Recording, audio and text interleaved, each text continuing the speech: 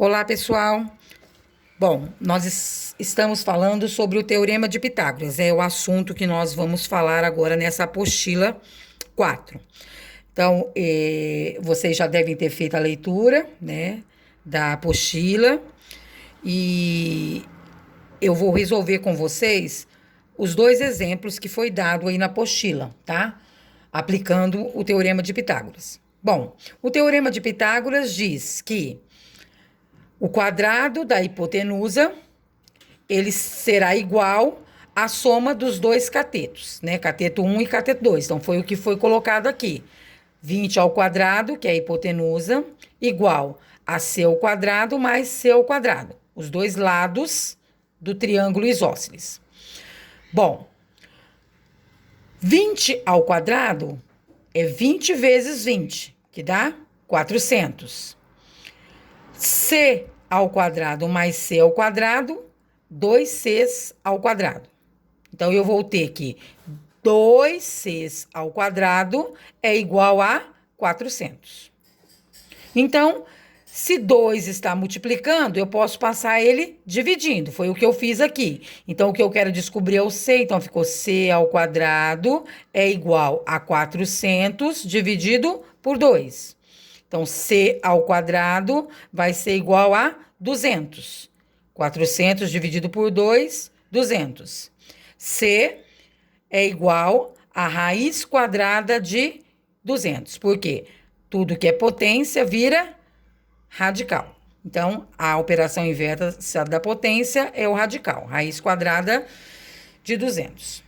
Bom, como a raiz quadrada de 200 ela não é um quadrado perfeito, então eu vou fatorar ela para mim descobrir qual o valor dela. Então, eu vou pegar 200, fatorando, dá para dividir por 2, que dá 100, dá para dividir por 2, que dá 50, dá para dividir por 2, que dá 25, dá para dividir agora por 5, que dá 5, dividindo por 5, dá 1. Então, esta é a minha fatoração do 200.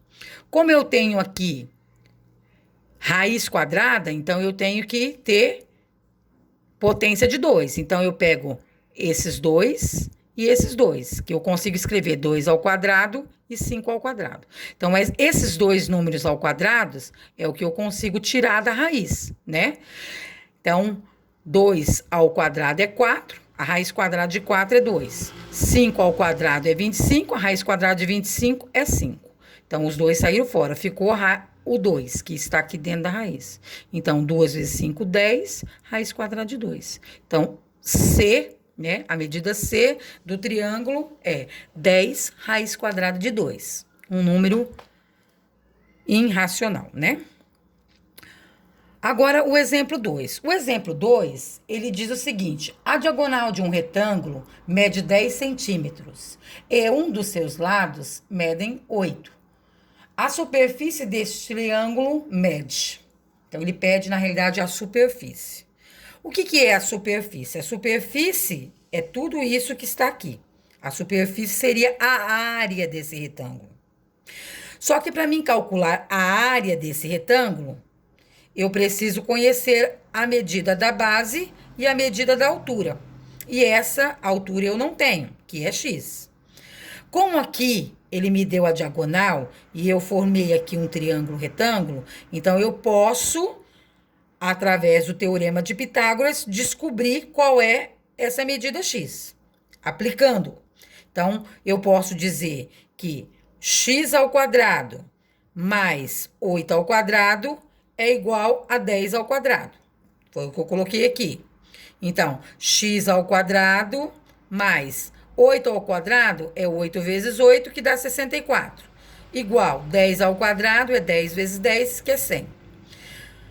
Resolvendo essa equação, esse 64 que está somando, eu levo para o segundo membro, usando a operação inversa, subtração. Então, 100 menos 64. Então, eu vou ter x ao quadrado igual a 36.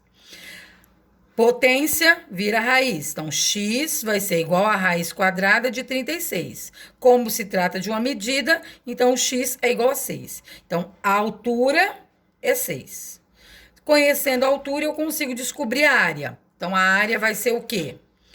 Base vezes altura. A base é 8, a altura é 6. 6 vezes 8, 48. Então, a alternativa correta com a área, né, real do meu retângulo é 48 centímetros quadrados, que está na letra B.